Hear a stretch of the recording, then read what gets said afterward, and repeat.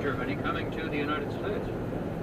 They're sending a high-level delegation both from their domestic spying operations, or their FBI, and their foreign spy organization, their version of the CIA. They're planning a meeting in the White House and at the NSA as well. And basically what Merkel said today very distinctly was she wants a new intelligence cooperation agreement with the U.S.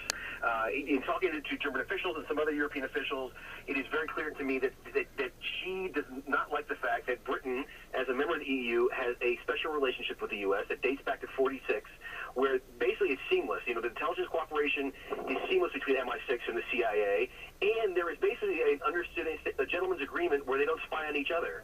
And she doesn't like it that Britain has that relationship, and she doesn't.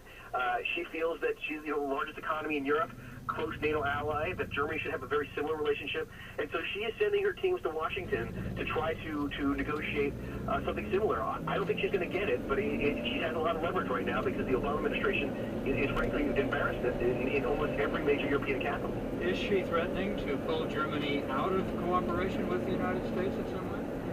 No, they're not going that far, neither the French nor the Germans, because let's be honest, I mean, most European intelligence agencies, including the British, get far more from the U.S.